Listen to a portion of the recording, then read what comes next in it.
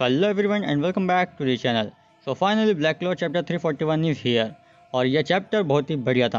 पिछले चैप्टर से मैं बहुत ज़्यादा डिसअपॉइंट था क्योंकि उसमें कैरेक्टर इंप्रूवमेंट के नाम पे कुछ भी नहीं था, ना कुछ ट्रेनिंग के इंप्रूवमेंट के नाम पे कुछ था। मतलब हमें ट्रेनिंग में कुछ ज़्यादा बताया नहीं, हमें किसी चीज़ के बारे में ज़्यादा बताया नहीं, बस एक्शन था और कुछ नहीं। लेकिन ये चैप्टर भाई बहुत ही गजब का था। इस चैप्टर ने मेरे पिछले चैप्टर की डिसअपॉइंटमेंट को एक्साइटमेंट में बदल दिया है और बहुत ज़्यादा हाइप कर दिया है नेक्स्ट चैप्टर के लिए। और इस चैप्टर की एंडिंग ने एक बहुत बड़ा सवाल उठा दिया यामी के ऊपर कि यामी ने ऐसा कैसे कर दिया और क्या यामी ने सच में किया भी है या नहीं, या फिर उसे फ्रेम किया जा रहा है। तुम सोच रहे होगे कि भाई यामी ने ऐसा क्या कर दिया, मैं क्या बोल रहा हूँ। तो वीडियो को एंड तक देखना, तुम्हें समझ में आ जाएगा कि भाई मैं किस बारे में बात कर रहा हूँ और क्यों इस चैप्टर में यामी का बहुत बड़ा रोल है और कैसे यामी ही नेक्स्ट चैप्टर के लिए तुम्हें हाइप करेगा। लेकिन सबसे पहले वीडियो को लाइक जरूर कर देना और एक कमेंट जरूर कर देना। मैं पिछले काफ़ी वीडियो से बोल रहा हूँ कि भाई कमेंट करो, तो वो इसीलिए कहता हूँ क्योंकि भाई वीडियो की रीच बढ़े, ताकि चैनल की भी रीच बढ़े, वीडियो की भी रीच बढ़े और न्यू ऑडियंस चैनल पर आए, क्योंकि कमेंट काफ़ी मायने रखता है वीडियो की रीच के लिए। तो कमेंट ज़रूर कर देना, तुम्हारे भाई के लिए एक एक कमेंट हर कोई करके जाएगा। और तुम कुछ भी कमेंट कर सकते हो, तुम्हें जो दिमाग में आए अच्छा कमेंट कुछ भी कर सकते हो। बुरा हो तो वीडियो में कुछ बुरा हो तो वो भी कमेंट कर सकते हो, कोई बात नहीं है, लेकिन कमेंट ज़रूर करके जाना।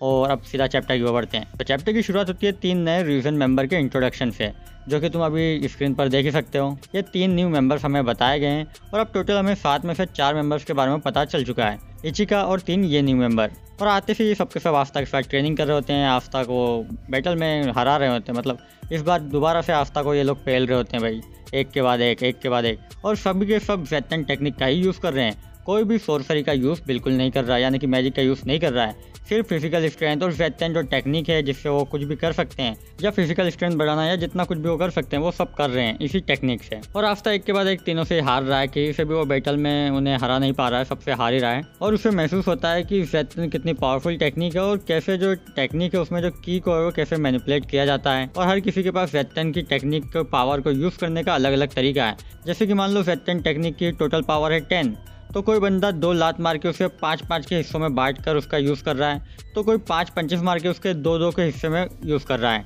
बाकी तो तुम पढ़ लोगे तो तुम्हें समझ में आ ही जाएगा, अगर मैं तुम्हें ढंग से नहीं समझा पा रहा हूँ तो। तभी रिवीजन मेंबर का जो ये मोटा आदमी होता है वो आस्था को कहता है कि तुम एक फॉरेनर हो और तुम्हारा लैंड ऑफ द सन में स्वागत है। और फिर ये लड़की आती है और मैं कह सकता हूँ कि ये तुम्हारी न्यू वाइफो बन जाएगी, कोई डाउट नहीं है, क्योंकि इसका कैरेक्टर इतना अमेजिंग है पूरे चैप्टर में। इसकी हरकतें जो हैं वो कवाई कैरेक्टर की तरह है, एकदम मस्त। इसी बीच ये लड़की जो है वो आस्था से पूछती है कि क्या आस्था का जो हेयर कलर है वो नेचुरल है और क्या उसकी कंट्री के सारे लोगों के बाल ऐसे ही कलर के होते हैं, क्योंकि इस लड़की ने अपने बालों के कलर को तो डाई करके चेंज किया है।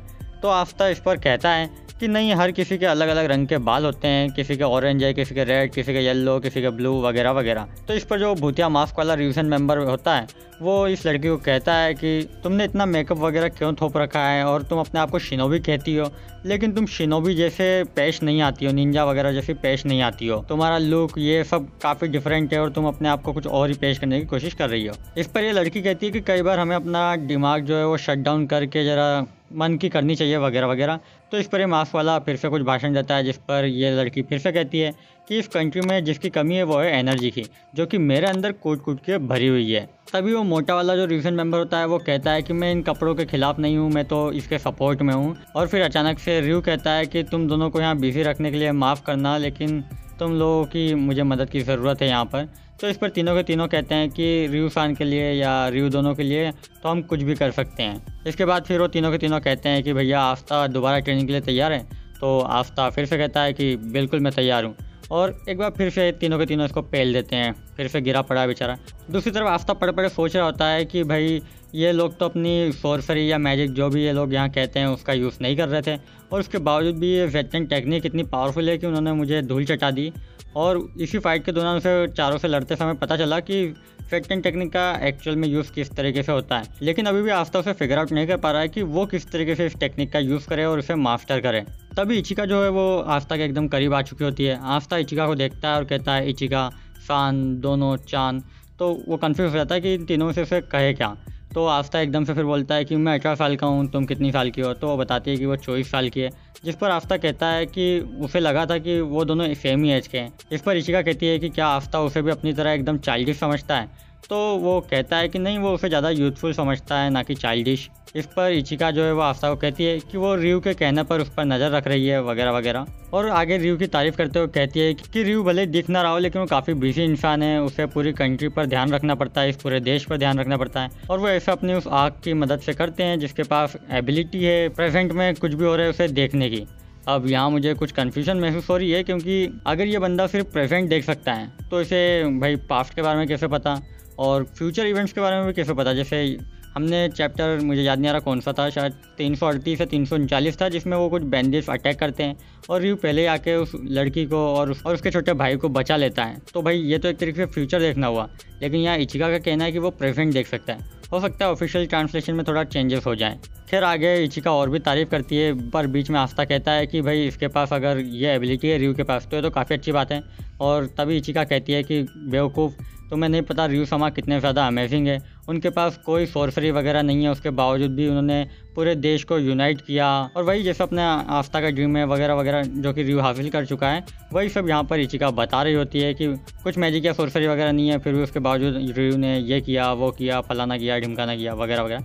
लेकिन वो सबसे ज़्यादा उसकी इज्जत इसलिए करती है क्योंकि रियू ने ही उसे बचाया था, उसकी ज़िंदगी रियू की देन है। इसी पर फिर आस्था कैप्टन यामी की बात करता है कि भाई कैप्टन यामी भी काफ़ी अमेजिंग है, और उसी ने आस्था के पोटेंशियल को जो था पहली बार देखा था। सबसे फर्स्ट पर्सन जो था जिसने आस्था के पोटेंशियल को पहचाना, उसके ड्रीम के बारे में सोचा, वो था यामी।